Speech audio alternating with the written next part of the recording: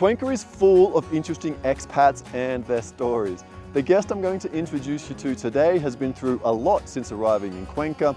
I will let her tell you the details in a minute, but I just want to point out from the start that this is not a feel-good story. This is not your typical rose-colored glasses video that tends to get all the hits on YouTube. I'll actually be very surprised if this video gets any real love at all from the YouTube algorithm. But that's okay. I truly think that sharing this cautionary tale will help some of you when making the move to Cuenca, and that is enough. But for me, it's actually a little bit deeper than that.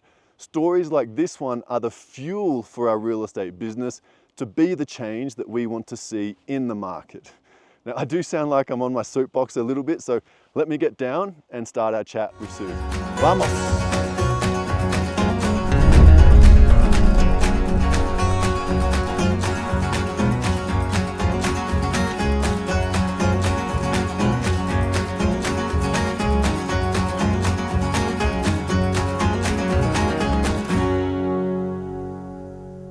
Hi Susan, thank you so much for being here today. Maybe you can just start by telling us a little bit about yourself and what brought you to Cuenca. Okay, that's going back to 2008, and my husband and I were kind of tired of living where we were living in the States. It was a little island with like 4,000 people, and there was the economic crash, or the stock market crash in 2008, and I think a lot of gringos actually moved or came to Cuenca specifically at that time. So we were just looking to get out of the United States, I guess, to kind of have an adventure, but we had all kinds of plans and projects, so it wasn't so much to retire as it was to just experience living in a different country.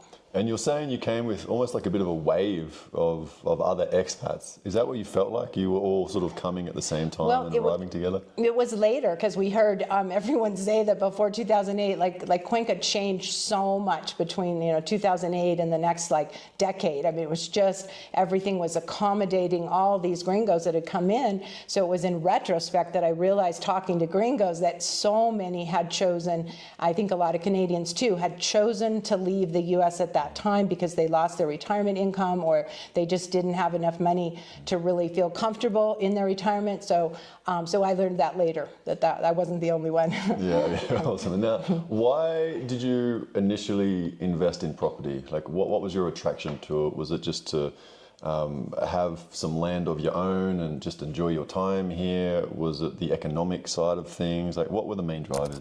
My husband and I didn't have Social Security, so in order to get the visa that we wanted, we needed an investment visa. And so rather than have a CD in the bank, and of course this was on the end of the stock market crash in the States, so not really wanting to put the money into a bank, and feeling like the land was safer, plus we needed a place to live anyway. So we started with looking for property that we could live in. So and then after that, it was just feeling like money, it was the feeling that the money was safer by having it in land, because it's something, that stays, it doesn't just disappear overnight. I forget the name of the co-op, but there was one co-op that we had friends that lost a lot of money in that. And so with land, it just felt safer. But that's very Ecuadorian of you as well. Right, it is Ecuadorian. They generally have this deep distrust of the banks, and so they prefer to put their money in the land as well. True. So you kind of bought into that approach. I think that's awesome. And so we met because you were looking for a potential property buyer to buy at some point, which also meant that you were selling this property. So where we're at right now, this is actually at the property that when we last met, you were in the process of selling, but it sounds like you may have a little bit of a result there now. Is that correct, or where's that current status? Yes, so I was able to sell this. It was a 8-hectare piece of land, but we didn't even know that until 2 years ago, when we started the process of deciding to maybe divide off some of the hectares, because when we bought it, there was no survey of any kind. So we had no idea. How much land did you buy or what did you? How much land did you think you had bought? I think they told us maybe 14 hectares, but it's hard to tell because it was forested, and if you walk it, it's got some really steep areas, and then we were used to acres, so just like, okay, But yeah, so it was close to half what we were told when we bought it, but it is we really enjoyed living out in the country, so we've Sure. So I think that. that's a pretty significant learning just there in terms of the geographical survey side of things. So, true. Obviously, this is all in hindsight, and so I'm certainly not here trying to, you've had some misfortunes, right, with the property purchase, and the idea isn't to in any way, poke fun at that or make light of it, but if people can learn from that, then I think that is of value. Well, when we moved here, my dad had passed away, and then my mom, they were in their 90s, so then my mom passed away, and I knew that I would be getting some money from their estate, and I didn't want, especially again after 2008, everything's gone up so much, but at the time I wasn't trusting real estate in the US, and so I thought, okay, I have some money to invest, and it's a beautiful country, and I'd get people to help me, and I would invest so we bought the house to attach to the visa, but then when we had some other funds, we bought a farm in Yangia, we bought an old home on the Tomibamba to remodel into like a club, like a art gallery, restaurant club. We bought a house near that so that we'd have a place to stay while we were doing this remodel. And so I thought I was being smart, doing that. So you were spreading your risk across a whole bunch of different things. So, it's kind of hard to argue with the approach from a high level. It sounds to me, I know the story a little bit, and we're going to get into the story, but it sounds like there was just a little bit of the details on the back end, which were effectively left a little bit secret, or maybe just didn't understand enough about the transaction. And I think that's probably where some of these issues have potentially arose. So let's get into the purchase of this particular property, if you're okay, because this is the one that I'm most familiar with. Right, okay. And so it's a beautiful property. I've been looking forward to this interview all week, just so I could come out here and see it again. This is obviously the library area of the house. Susan is very well read, as you can see, and she promises me that she's read every single one of these books behind us, so feel free to quiz her on that. No. So the purchase here itself, I know it didn't all go according to plan, but let's just, if you can, just maybe start from the start of the purchase, and maybe along the way we can just talk about some of the issues that did arise. Okay, and this property, compared to a couple others where we were just so misrepresented on the value, this one I'm sure also we were so fresh from the US, so we didn't have any perspective on realistic prices for rural real estate. And so can I give like the price that it was on the deed for this property? Because it was like $31,000 for this 8-hectare piece of land with a house on it. And I'm not sure what the owners had in it, but they didn't have a lot invested in the property. But they had listed it with a broker who probably at least doubled what they had wanted. So I think so we didn't even know any of this till like a long time later, but because it just seemed reasonable to us, because compared to the States, we were getting a lot of land in a really nice house. It was about, I think, 20 years old at the time, but it was, beautifully built. And so we were really happy with that. But it was later that we found out not only had we significantly overpaid, but most likely the sellers didn't even get half of what we paid that was taken by the real estate agent and what maybe it looks the like attorney. has happened is the real estate agent in particular has effectively said to the owner, to the seller, hey, even though the property is worth, let's say on the deed, $31,000, I'm going to sell it for, I don't know, $60,000 or something like that, but keep that information separate from the seller. So the seller is completely oblivious to this price increase. I realized we were never, even if we were with the sellers in different situations, they didn't speak English and we didn't speak Spanish, and no one ever translated for us. And so, and at that time, I think they're not doing it as much, but at that time, they would just put anything in the deed. So then I remember saying, well, why don't you put what we paid? But they go, oh, we don't do that here. So then when you go to sell it, and I was pretty fortunate with this one, but I know, yeah, you'd have to pay tax on how the value had changed. The arguments are capital gains. So they deliberately put the price low, so it looks like there's no capital gains, which means that the seller doesn't have to pay the capital gains. But that just kicks that capital gains down the line to the next person. Well, and then I had a dependent visa with my husband on the property, which at that time was like, I don't know, close to $25,000. So it was a lot cheaper. But I wanted to, he started getting sick later on, and I was realizing it would be really good if I had my visa separate. But there wasn't enough value in the deed at $31,000, even though the house was worth, quite a bit more than that. They won't change that. And I had it appraised, and it got appraised at like 10 times what we paid in the appraisal. But they won't go by that. So they won't go by what you paid, because it looks like you paid what was in the deed. So it was just realizing, okay, you don't know unless you have somebody that's really trustworthy to help you through this process. And it sounds like you only realized this a long time later. How long after the purchase did you realize?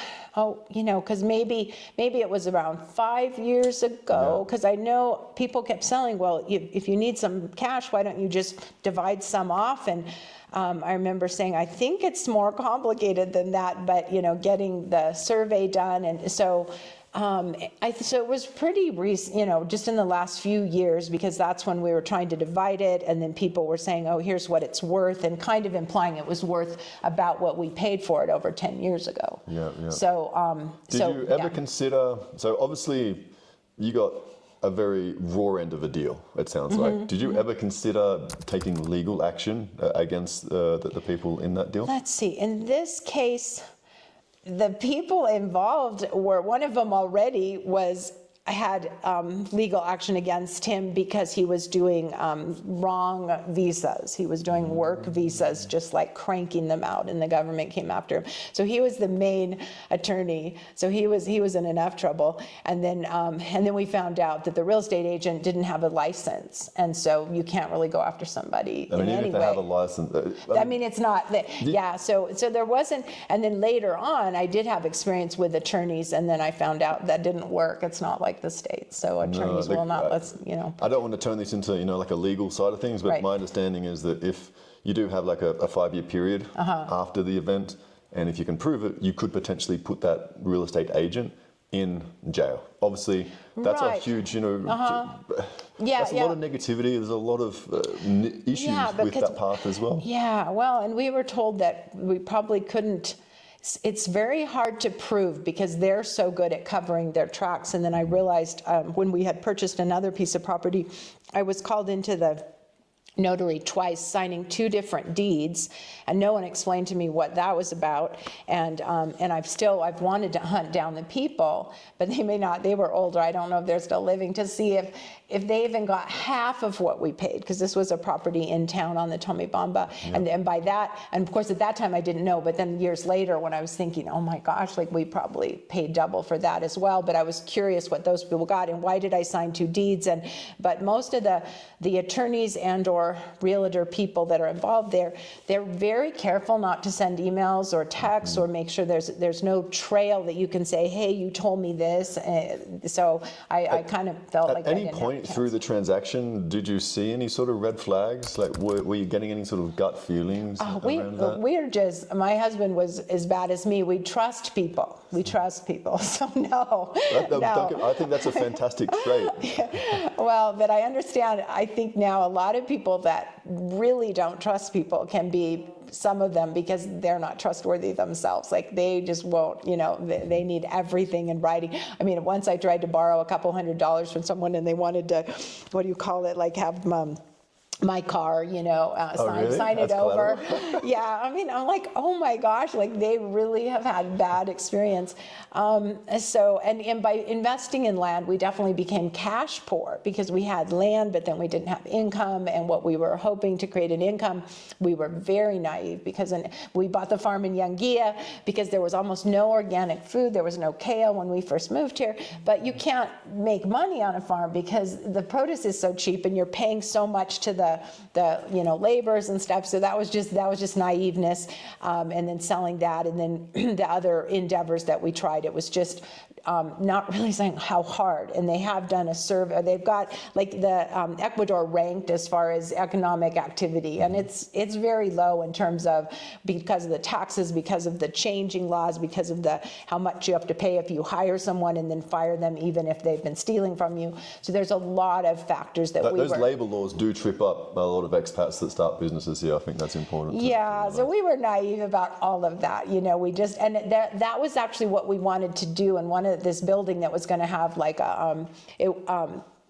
clubhouse area and music, live music. We wanted to have lots of seminars there and just have different attorneys and real estate people and come business people and say, here's what you need to know. And if you still want to do it, that's fine. But understanding that it is not, the real estate agent will not tell you if you don't have access to your property. Like they won't tell you that. And the lawyer will not tell you about potential problems necessarily. You have to know those problems and ask them specifically. So it's the opposite of in the States where the lawyer's job is to tell you what you don't think of. So we were going to have speakers come in. So we were trying to help other people not go through what we went through, because we saw that most gringos are fine, but if they do come in with money, if they do come in wanting to invest, wanting to start a business or wanting to purchase land, then the chances of them getting in trouble and losing money are very high. I agree, and so that's why we're doing this video. So this video is effectively a bit of a cautionary tale, if you will, things of, really what to look out for, I'm hoping, when you're going through, especially a property transaction. That's the one that I know most, but of course any transaction here has the same sort of due diligence that's required as well.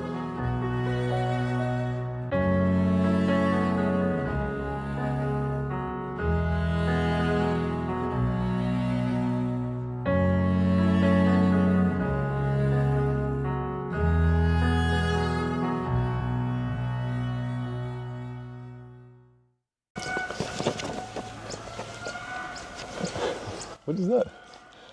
It could be a donkey. Cows make really weird noises too. So it's it's peaceful out here except for noises like that. But I like it. It is what it is. We're in the country. We have the country sounds. I love the bird sounds though. I know. I do too. I love it out here.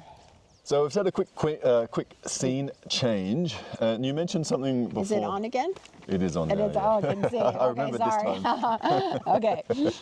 We talked about before, and I want to pick up on that, the real estate agent.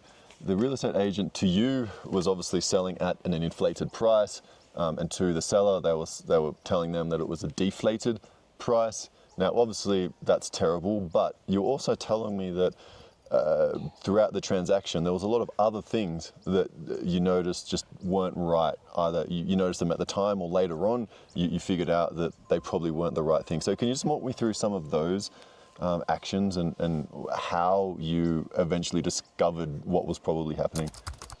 I don't know, because it was years later, because we had bought, it was mostly when we were dealing, when we did a remodel in town and when we had bought another building in town, that we really wanted to buy this one house in town that was really nice, and we had been told it was going to appreciate, that it was in really good location. It was an old building, so we thought we could always sell it to someone that wanted to remodel or put something there.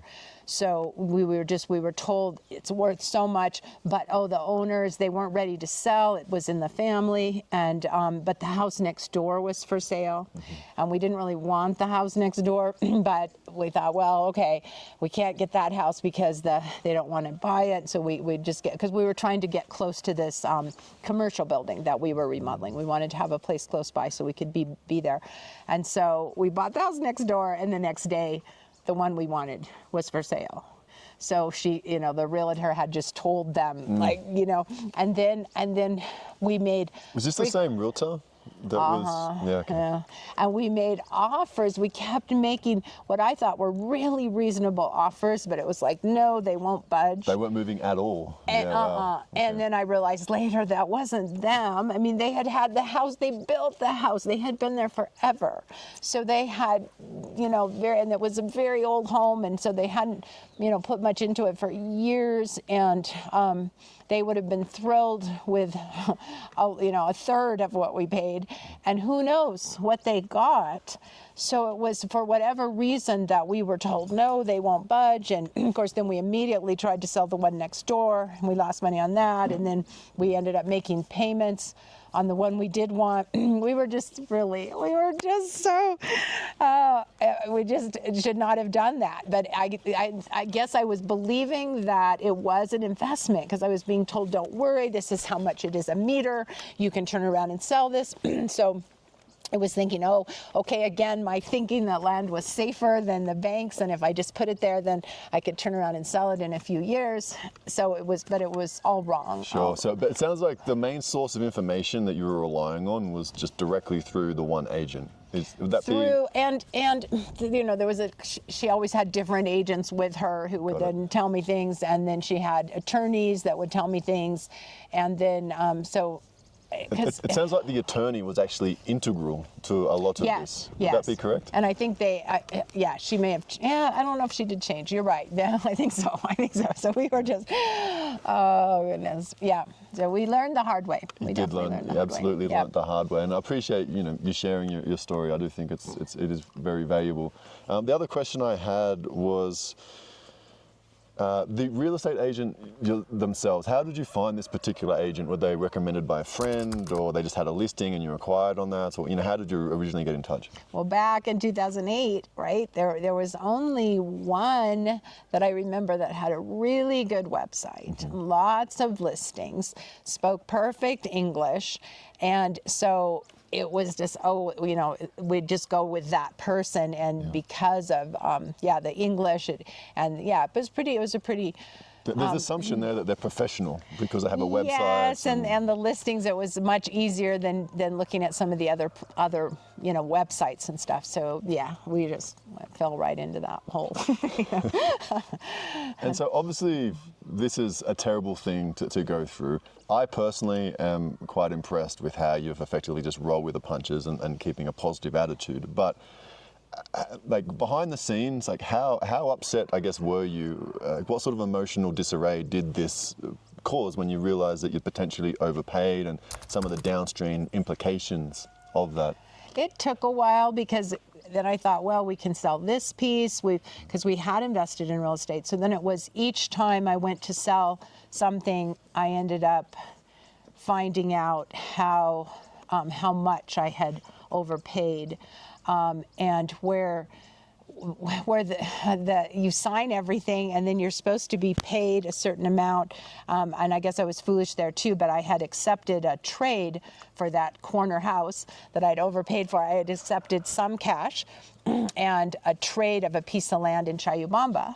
And so I went out there with a friend that did real estate, and with the real estate agent, and with an attorney, and then another real estate, different people, to look at this piece of land. And they all just confirmed, yes, it was worth, $130,000, not to worry. And then I had an attorney helping me, and I had to go back to the States for some health issues with my husband. So I had left a power of an attorney with the attorney, who they all knew the property was not worth more than $5,000.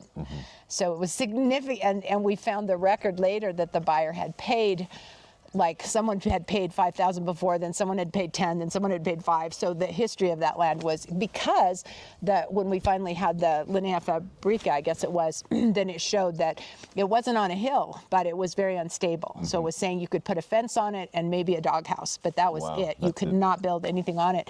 But even the attorney had signed off when I was in the States before getting the Linea Fabrica. So I realized all of that. So I had no idea. So we filed a lawsuit, but we filed a lawsuit through the people we thought we trusted. Through the same attorney. Yeah. And so that didn't go anywhere. Yeah, so he never served this. So that attorney hired a different attorney to, but then that attorney never served the guy that owed me money because he was waiting for him, because he actually went and paid someone off in the municipality to change the numbers on the Linea Fabrica.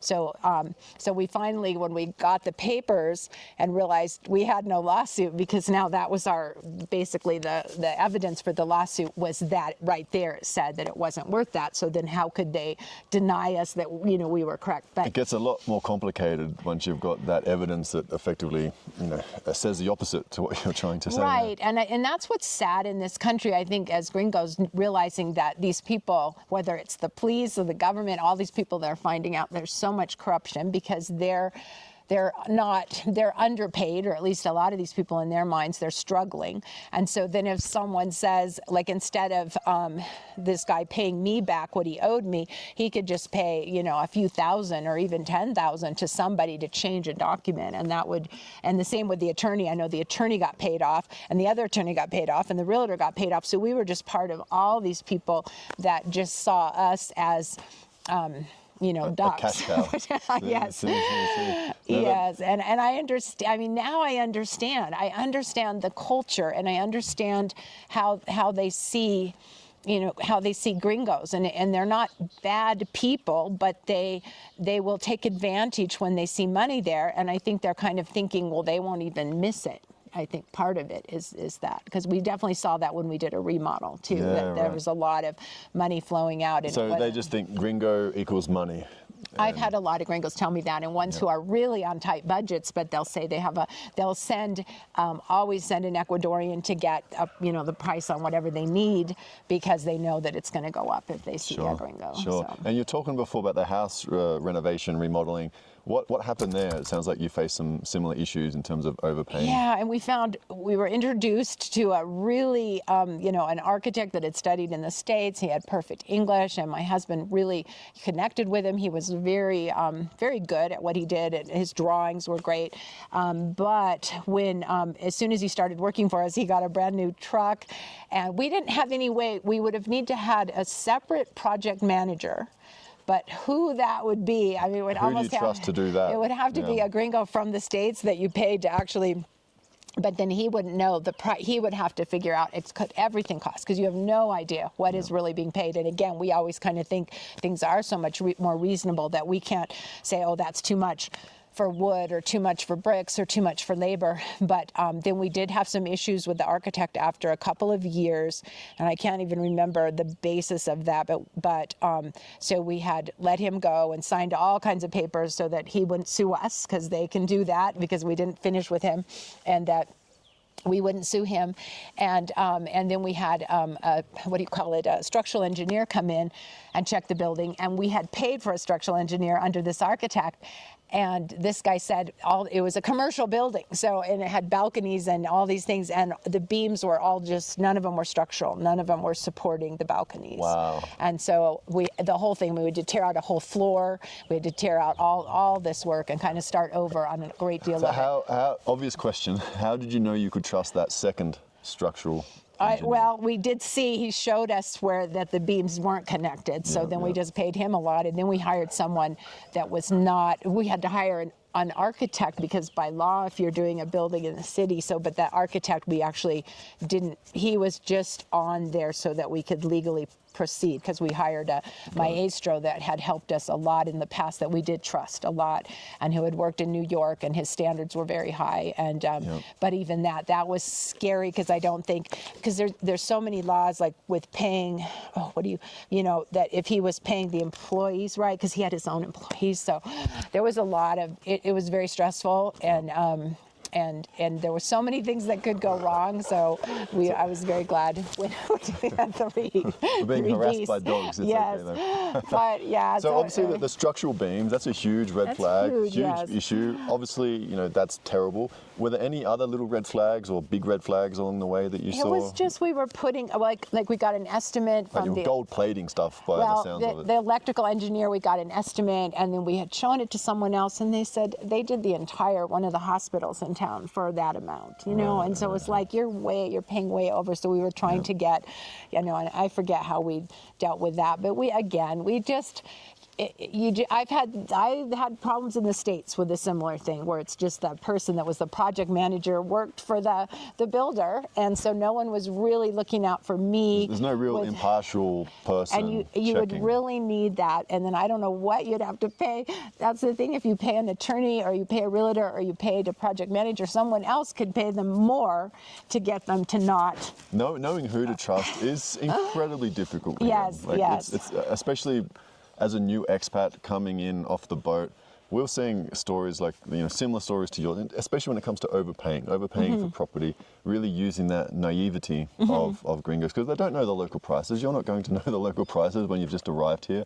And unfortunately, there's no MLS or something like that you can easily just pull up a bunch of comparison sales that have happened. So you either need to do a lot of that research yourself, and when I mean yourself, especially if we're talking about land, that literally means going out there yourself, seeing the deeds, seeing the geographical studies, all that. So that is a huge learning curve for anybody wanting to do that themselves. Obviously, the opposite or the other approach is to have, you know, a trustworthy real estate agent to do that, but having that trustworthy real estate agent, that's just really tough. So obviously, you know, look, we are one of those options, but if I'm in your shoes as an expat trying to come here, I don't know where to start. Right. Well, and I had someone tell me that, because we were looking before we bought the property that we did when we first came. We looked at all kinds of property, but we were told by someone like, hey, people just stick a price on it. So it's not like in the States where you find out comparables and then you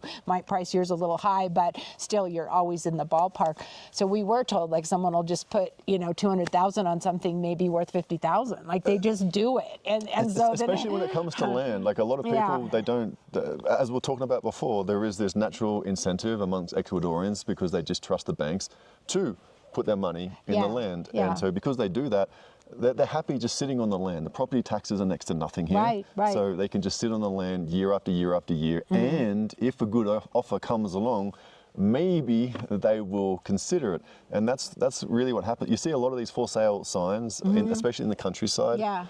Those guys don't, most of the time, they really do not care about selling their land. That's my experience. And we did make an offer on a property before we found this one, and it was in Turkey. But then it was just a few days later, it was like, no, they changed their mind. So it was like, just like you're saying, they don't even know for sure. It's also more difficult to negotiate, like, with someone out in the countryside. Like, I'm generalizing here, but they live different lives, and they do business in a different way. And so you, as an expat or gringo from the US or wherever you're from, you have to come in here and you have to learn how to negotiate with those people as well. Which, even if you know what the market price is, it doesn't mean that you're going to get that market price, because you're coming in and saying that's the market price. There's a lot of layers here when it comes to the negotiation and just dealing with a landowner and getting them to sell.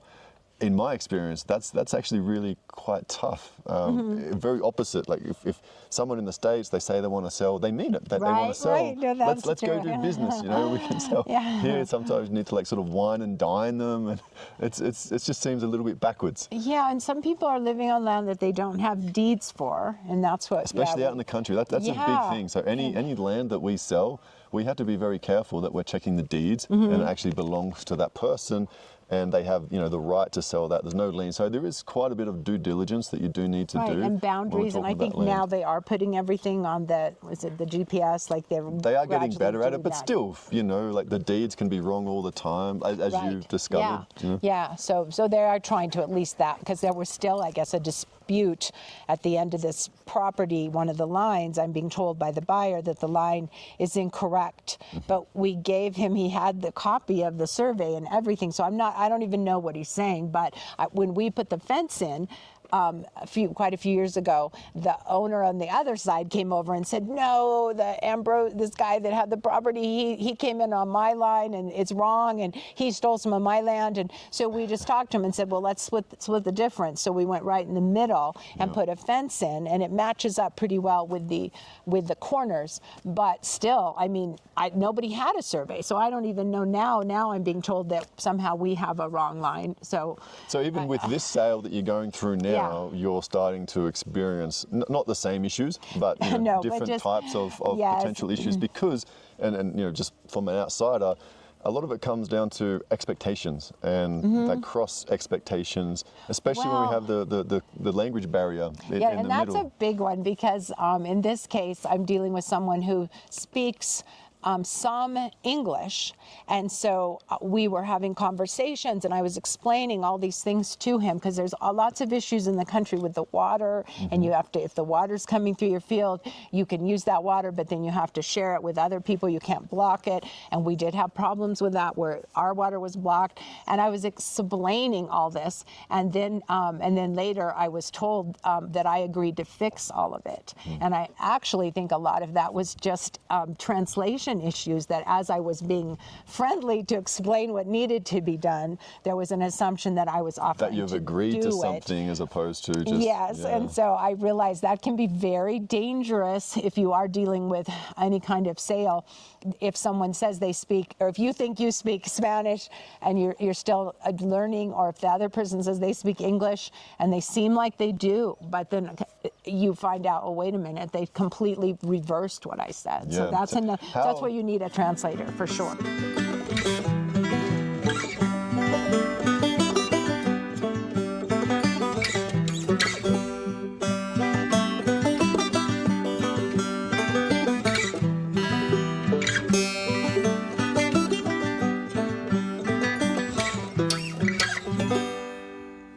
Looking back, how would obviously a translator is one option, and I'm assuming that's one that you would potentially spring for if you had the time over. But are there any other suggestions as to, if you were doing this again, how would you do it a little bit differently? Oh, I do always learn the hard way. But I wouldn't have bought the buildings that I bought as an investment. I wouldn't have done that, because I did not have the understanding of any of this, and to really know that they were a good investment. Yeah. I'm not sure what I would buy instead. I still, I know the banks do really well here with the interest and stuff, but so yeah, I just would not have been so trusting, and I wouldn't have invested like I did in the land. But for the house that we lived in, we were very happy, to be here, even though we did overpay for it. It's a beautiful spot. You can't argue with the result there. And then the sale, I was only sorry that I didn't have someone with me each time that I was talking to the potential, the buyer, that even though he seemed to understand, we felt like we were communicating, there needed to be someone there. What I'm seeing is just like a paper trail throughout this transaction. So when there are, what is agreed, what is not agreed.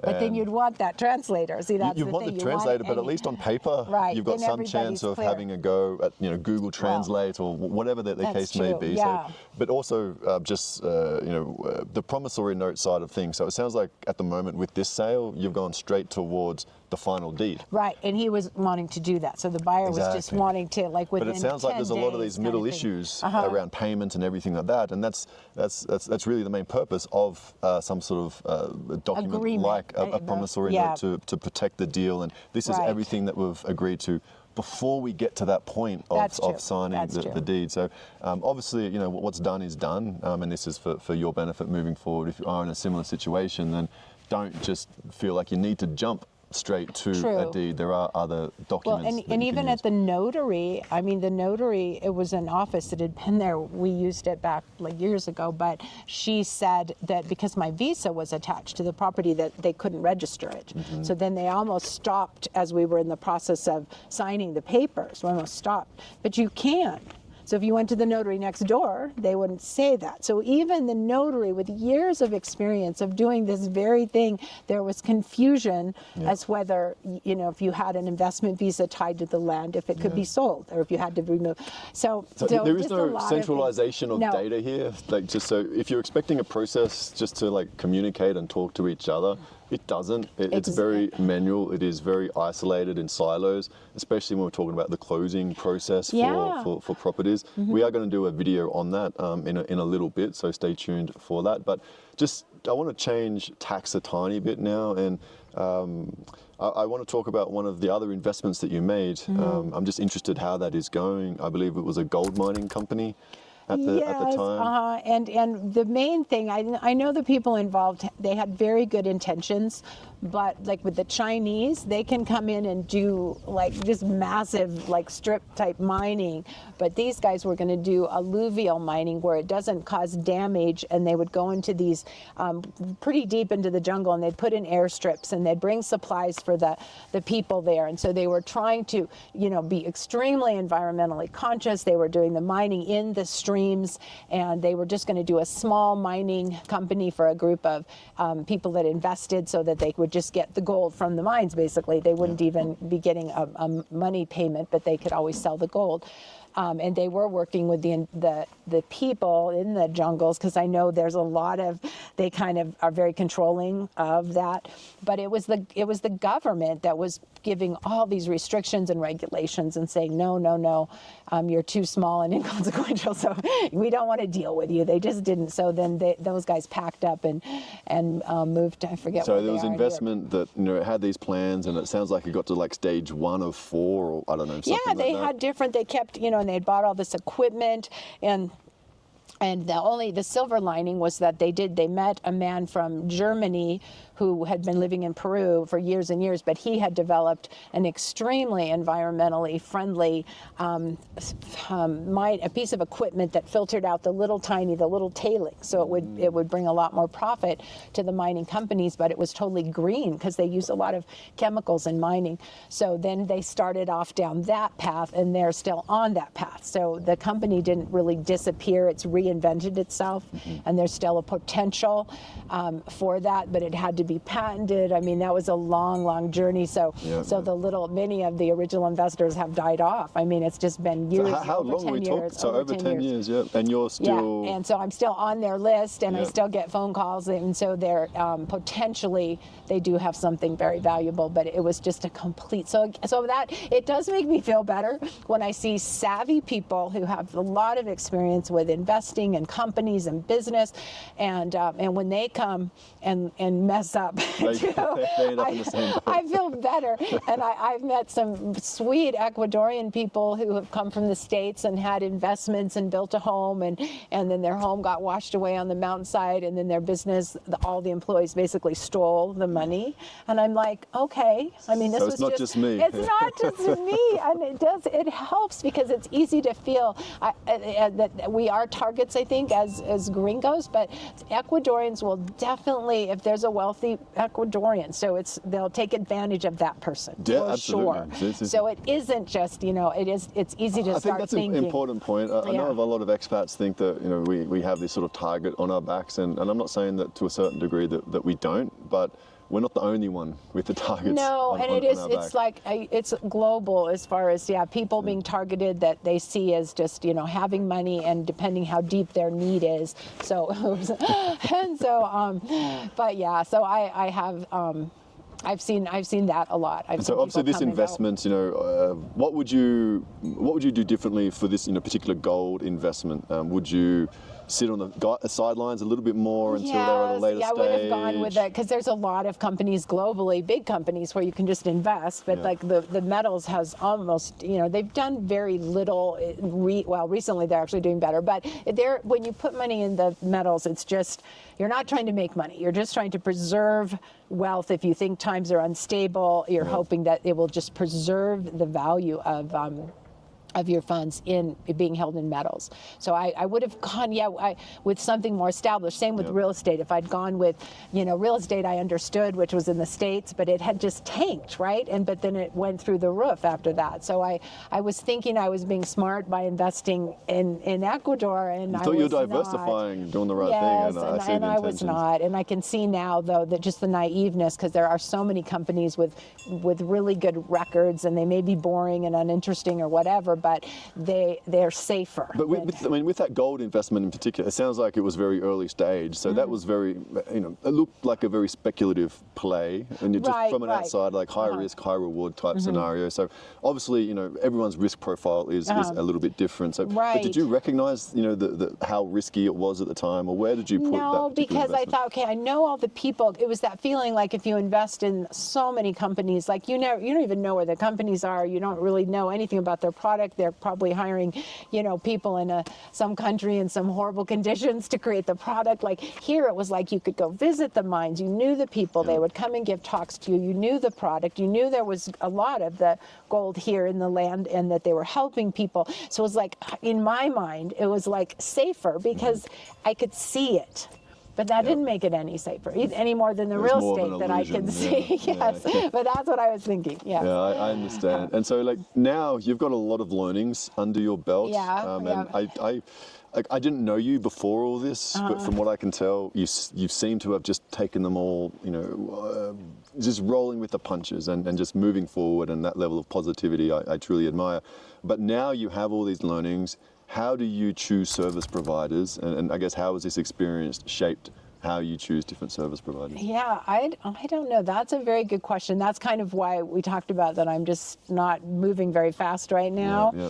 And, so you've actually now decided to actually not purchase something because this sale as well is getting a little bit complicated. You've had a lot of complex issues in the past. So like, I personally think it's a good idea. Give yourself, a year of just breathing room, or, renting somewhere and slowing things down before we, potentially. Right. So yeah, that's definitely where I'm at. But I'm setting up making sure I have a will for my kids, and I have an account that I have my kids on the account, so I'm setting up a will so they can have access. With a different lawyer, right? In the States, and so right now it actually feels very good not to have any investment. I don't even have a car here in my name. If I did get a car, I might have someone else buy it, so it's not in my name, because it's complicated if you die, and kids and all of that. So it's wanting to make sure my kids are okay, and I had been stressing so much about that, because if something happened to me and I had this large investment in a big piece of property, how that would be, get taken care of. I was very worried about that, and I do see a lot of gringos. A lot don't have families, so they don't worry about it. But if anyone that has kids is stressed about how to make it, especially if they have more than one, because somehow they'd all have to show up. It's complicated. So that's where, I feel much better that I'm not creating a big headache for my family. And do your kids get to visit here? They all came when we first were here, but now they have families of their own and stuff, so it's much harder. But so I'm just kind of waiting. And so just taking a slight step upwards, and from a higher level, obviously, these sorts of issues, scams, whatever you want to call them, just dishonesty, I guess, is the bottom line. Like, what do you feel? Obviously, they've impacted you personally, and to a great deal. But what do you think the greater impact is on the community of these types of issues? I don't know. That's a very good question, because we're the ones that are kind of invading the culture here. They've lasted fine without us coming in, and so it is, I think, I know that the gringos, maybe Americans and Canadians, but have had a negative effect in some ways, because they bring the prices up because they overpay, but they don't know, because they're being told to overpay by people. But so then the land gets outpriced for the locals. So you've got, those issues which are not good. But then the gringos, they bring businesses, and they do a lot, I think, to help the economy too. But it goes both ways. So I don't know. I think Ecuador's probably better off that gringos came here, because now we can buy organic kale. Right? Of course, but if like there is this prevailing attitude, at least among some gringos that I meet, that they just have this walking target on their back, and like for me, that's not a healthy way to live. Like that's not an enjoyable way to live. No, and there's so many wonderful Ecuadorians. That's the part of the conversation that we haven't even touched on. You know, like obviously, yeah, you've had some bad apples, and they do tend to spoil the whole bunch. But I don't want you at home thinking that absolutely everybody that you come across here, especially if they're Ecuadorian, they're just out to get you. That's certainly not my experience. I think, well, the biggest thing too, and I've heard people mention it, and I've heard people quote people who had worked with me, and it's just you can make yourself a target. And I didn't mean to, but I thought I had an attorney and a realtor, and I was like, okay, I want to purchase this, I want to find a farm. It was very foolish to do that, to maybe just buy one property and then have a completely different person and not ever give on to, I mean, the fact my parents had passed away and I had money to invest was very naive to have people realize, and I didn't say it directly, but then I was like, oh, you know, these people, they have all this money. It would always be better, I think, to drive a humble car, and, you know, and wherever you live is fine, but to make sure nobody knows if you have this much in a CD or this much, you know, that you're looking to invest, you'd want to be extremely careful who you told, because then you do have a target. I mean, if people are saying, oh, that person, because then someone else comes to you and they were a friend of the realtor or a friend of the attorney, and you end up getting passed around to you think there are people that are supposed to help you, but they all have been told to basically take advantage of you because you have money. So we've heard that actually quoted back, like that we were told, you know, that was and when we did the remodel, I mean, and that's hard. So if you're doing something like that, which is right in town, and remodeling an old building, and we got a really beat up, ugly old building for a really good price, but then once we started the work, it was kind of like, oh, these guys aren't, we had a lot of people then aware that there was all this money going into it. So it was very bad. You don't want to do so obviously having like some sort of unbiased second opinion is probably going to, you know, cut through some of these issues.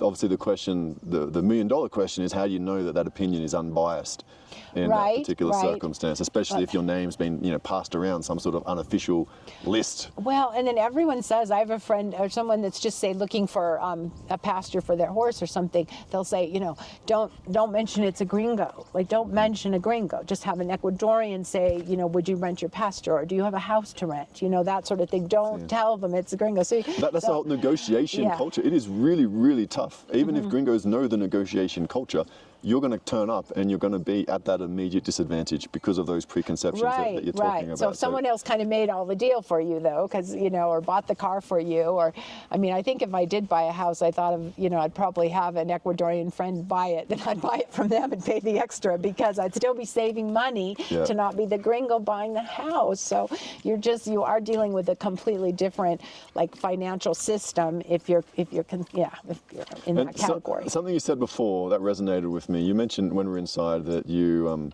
one of the things that you wanted to do was effectively set up these seminars for people. That, you know, this is our experience, or, you know, these are the things to look out for. Yeah, and it was, not in any kind of negative way. It's like, here's how the attorneys work here, here's how real estate works here. Here's the lay of the land. It's not good or bad. Here's what you need to do. The visa thing, here's how it works. And so that they understand that, and have people come from the visa department, have attorneys come, have realtors come and talk, but ones that are willing to explain how it really does or doesn't work. So that was the idea. Just education. That's so I like that.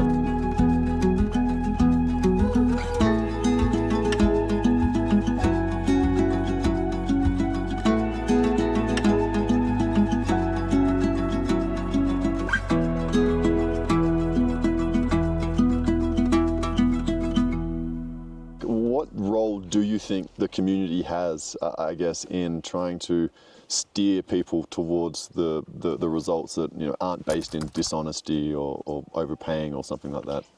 probably what we were just saying, that the education, if someone would have to kind of sponsor that and say, I know there's one attorney here that has tried to do that, like do talks on getting visas and stuff, which is very good. So just being able to expand that. So you think more of those workshop type approaches? Yes, and I don't know. I've always thought it was a small percentage that really did come with, most people want to rent. Most people and most people don't even want a car, right? So they're really going to be fine. See, the people searching for land, in my experience, they're the ones that really need a lot of assistance. Right, and just to let people know, even if they're not thinking of buying a home, I mean, just being more educated about the legal system. If somebody broke into their house, if there were issues, like just understanding all of that stuff and what's legal and what's not legal, which can be very confusing.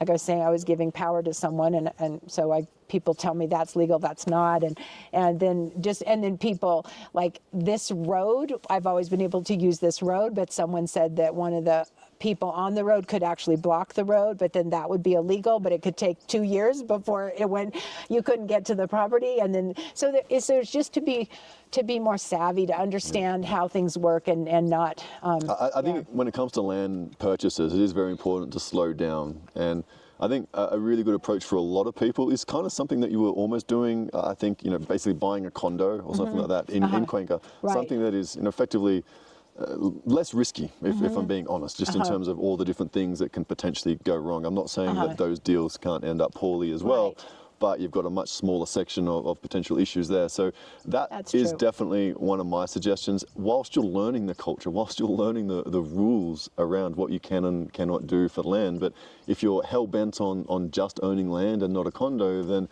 come here, rent for a while, and use that time that you're renting, the year contract, generally that's what they are, use that time to do some scouting around for the land. And that Try is and really figure good. out the pricing of the areas that you're interested in, because the price per square meter, it differs a lot. And this is really hard for me as an agent to set those expectations with people around, okay, this is why the land is going to cost $150 per square meter here, and here's why it costs $6 per square meter here. We're not talking huge variances in geography, like less than an hour away from each other, but very, very significant differences in value. And it would be very easy for me to, if I was that way inclined, oversell something that has the $6 per square meter at $12 per square meter. That would be quite easy. But obviously, when it comes to the agents and the ethics side of things, this is probably one of the main messages from the video, is that there is no code of ethics here. There isn't. It really is buyer beware when it comes to your purchases. And something that you said before around the proactive nature that just does not really exist in Ecuador. I think that is a very, very good point to sort of maybe leave this conversation with, because I myself, there's cars, mechanics, that's probably the best example that I have, is I know nothing, maybe I shouldn't be saying this on camera, but I know nothing about cars. Making myself a target over here. But I know nothing about cars, so I'm always at the behest of the mechanic to treat me in the right way. But I've learned that I cannot do that. I now have to be a little bit of a mechanic to go in there and say, this is what I want fixed, but if that thing doesn't work, then you need to look at this other thing and check out that. I mean, look, I'm not good at it. I'm terrible at it, and it takes more time, but I've just learned that is the cost of living here. That's true. That's true. That's a good point, because I think in the States we do have, and in the States, you can turn in, like the attorney could lose his license, the real estate agent could lose their license, the car dealership, you could sue people. There's kind of that keeps people more in line, even if individually they wouldn't mind cheating you. They don't want to lose their job. They don't want to lose their license. So you have more of those just in place that keep people more honest, whereas here they know how hard it is for someone to go after them, and there's actually laws protecting them. Especially someone that doesn't know the system versus someone that is using the system to hide their dishonesty. It's a really tough place for you to be in. And then people will say, oh, we're going to sue this person. Well, I've heard that, almost never do gringos come out on top, but I don't know how that works. It can be a bit of a coin toss sometimes when you go down the courts. But it's just, and Americans, I think, can be a little bit sue happy, because in the States it's like sue him, because we realize that. We we tried a couple times and we realized that we were just then putting more money to someone that had no interest in bringing us our money back, just taking money to have the lawsuit go nowhere. Yeah. So then it was like, I'm not going to do that anymore. I give up. You're just done with that. Yeah, I understand. I mean, it's beaten Yeah. you finally. Yeah. But I just want to finish this on your future plans here. For obviously, you know, you're going to rent a place for a little bit of a time, take some Yep. time out. But any other plans for Cuenca or Ecuador? You're going to stay in the area, I'm assuming. Yeah, that's a good question. Yeah, I don't know. I mean, I'd love to be close to my kids in the States, but I do think it is a bad time to move back to the States. There's just a lot going on. And most That's a of whole it other isn't topic. good. And so I don't want it. And just the price of real estate is so insane, or rentals and everything. So I'm just like, okay, I'm going to visit. I'll visit family and just stay here. And I love the country, and I have lots of friends, and I'm very happy here. So I think it's just finding the right place for me, and then being able to travel, which hopefully, even if planes are falling out of the sky right now, that's okay.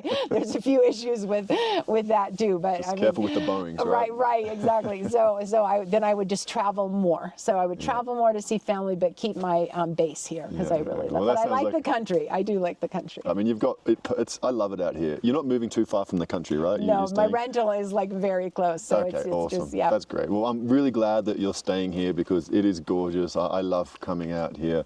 And thank you very much for your time today, Susan. Yeah, no, I'm glad we could talk. Thanks, Jason. Awesome. A big thank you to Susan for sharing her story with us today. I did say at the start of the video that this was not going to be a feel-good story. I do wish Susan's outcome was different, but Susan remains so upbeat and positive about her journey. I truly admire Susan for this resilience and for choosing to see the good in every scenario. The other clear message that I'd like you to walk away with is just to be very careful when it comes to trusting anyone when large sums of money are involved. The temptation for a quick buck can be too much, and you, as the buyer, will ultimately lose out.